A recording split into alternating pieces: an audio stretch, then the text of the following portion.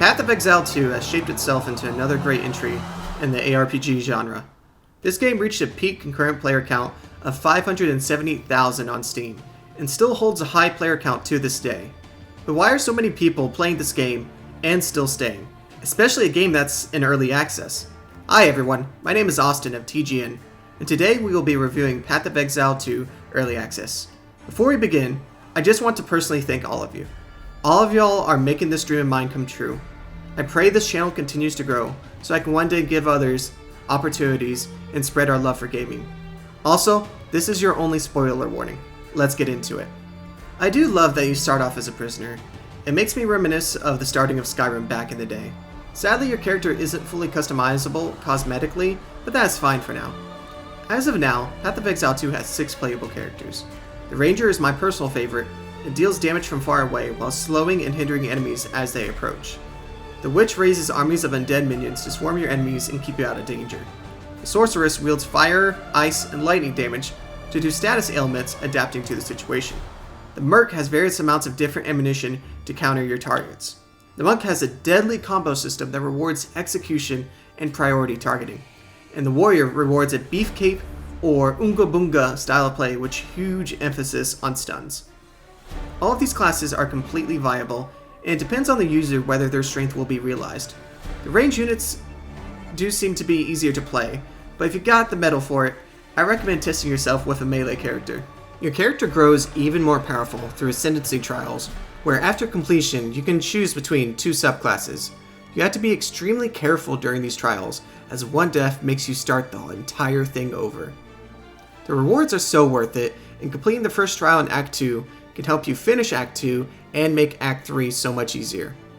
GGG has a great foundation here, but it needs some polish. For example, I don't think respec should cost gold. I think you should have multiple presets you can save and switch from. Also, the weapon set skill points doesn't always work and can bug out trying to use them. It'll be nice having a fire build ready to go against weak to fire enemies, or a chill build if an enemy is overbearing, and not have to manually go in there and change it every single time, with it being so expensive to do. Especially the higher in level you go, the more expensive it will be to completely change all of your passive skill tree. If you're going to give us a wide range of experimentation, you need to enable us to fully experience it. Right now, the high cost of respecing on top of the lack of ease of use for doing so is a huge roadblock, especially considering that the passive skill tree is absolutely massive and intimidating to new players, so it's better to reward, not punish, for the experimentation. Otherwise, the passive skill tree is full of so many goodies, and I love the design of it, and I think they did a really good job on this. I am super excited to see the other classes and weapon skills to test as they release. I'm already theory crafting an evasive rogue build once we finally get daggers or swords. I wasn't sure if they were doing like a paladin build, but I would love to play as a paladin in this game. That would be really awesome. Skill gems are a nice way for expanding your power. As you progress, you earn different gems that progress you. You have cut skill gems that unlock new abilities, further upgrade their levels. Spirit gems lock unique passive abilities that can greatly alter the combat, like Herald of Ash causes explosions when I overkill enemies and can cause chain reactions, and it's super helpful for ignite builds. But I do think the duration of the buff passives, like the banners, needs to be dramatically increased. For most of them, it's only about 6 seconds for a buff. I was like, that's even with the duration gems added to it, it's simply not enough. I think the duration needs to be buffed for the value you're getting out of it. Uncut skill gems unlock gem abilities that enhance or alter your skills. Red gems tend to require strength, green dexterity, blue intellect, so even though you are a warrior focused with strength, you may want a little bit of intellect or dexterity to get some highly sought after gems that will exponentially make you more powerful in certain situations. For example, on my warrior I use a dexterity poison chance for my main weapon for a little bit extra damage over time, and on top of that I have a second poison that as long as the unit's being poisoned, it will cause armor breaking.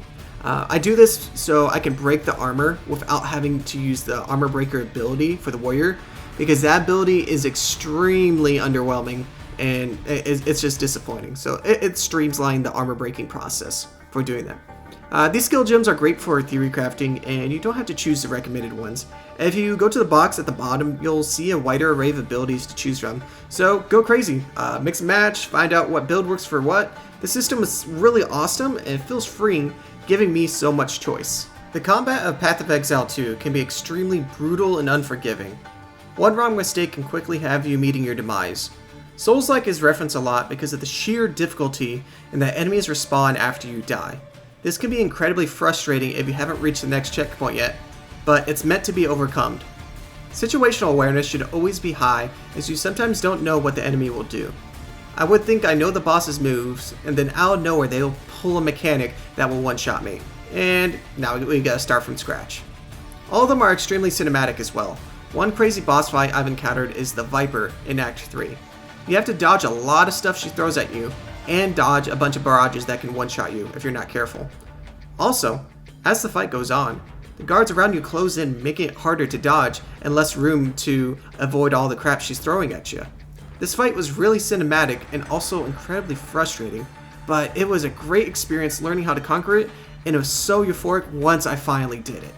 Having the right gear and skills does wonders with how quickly you can take down the boss, but you still need to avoid hits, and having a dodge roll is super helpful for becoming one with the roly-poly. The trash mobs can be difficult as well, and I love the variety I face. Every area I went to, the mobs were incredibly diverse, and I had no idea of what I would be encountering, which made me extremely cautious and excited. There's also the rare and unique bosses you can encounter that will have special affixes that you need to learn how you're going to take care of. It's easy to get overwhelmed with the sheer numbers of enemies, but if you have the right build set, you will overcome these enemies with ease. While the game is hard and starts off extremely hard, your knowledge of mechanics and builds makes a lot of stuff eventually become trivial, and it feels good starting to master this. That is, until you come across something that counters your build. Like for example, if you have a fire build and all the enemies are fire resistant, and now you have to spend a ridiculous amount of gold and tedium respeccing to counter that foe. GGG, you really need to have presets and making respec easier. But that's just my opinion. I know others disagree with me very loudly. The combat is super engaging, and I'm having a blast adapting to enemies and learning what I can do to better improve my engagements. Range does seem superior though, and the meta seems to be able to kill your enemies faster than they can get to you. The tank builds like the Monk Evasion build can be viable, but takes a lot of time and patience. I'd rather just melt through enemies and call it a day. You're also completely beholden to RNG for proper gear, but at least if you find gear for another class that performs well, you have a shared stash and gold for all your characters. So my other classes are going to be set for their runs.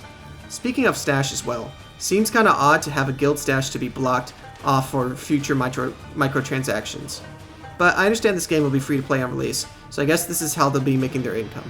The shop is extremely overpriced, and while I do admit the cosmetics look good, it's way too much. I can buy a whole game with what it'll take to get a cosmetic set. Path of Exile 2 is very loot focused throughout the entire game.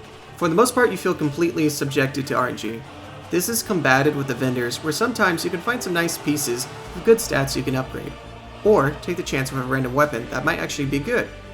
These vendors reset over time, or after every level, so always check in to see what goodies they have. Having a bunch of items that can upgrade your low quality gear is exceptional. Lots of times I won't find any good rares or uniques, but find a decent common or magic item that I can upgrade and just roll for stats that I wanted. You won't always be happy with the stat modifiers, but hey, it's better than what you were previously rocking. You start to learn what to keep and toss over time.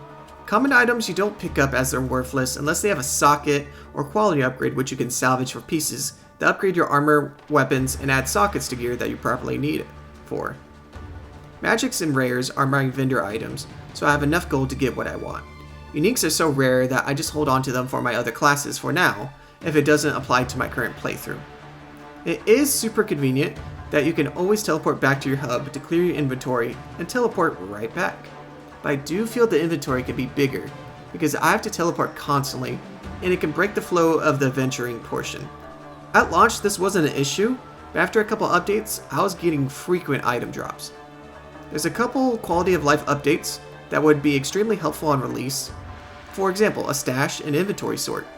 I love playing Tetris as much as the next person, but I don't want to micromanage my inventory so often. In games like this, you're mostly here for the combat, loot, and friends. Story usually is not considered at all. But for Path of Exiles 2, I actually found myself very intrigued with the world and story, and wanted to know more. The voice acting is great. One honorable mention here is during the Executioner boss fight. The voice actress that did that harrowing screech as her loved one was executed pierced my soul.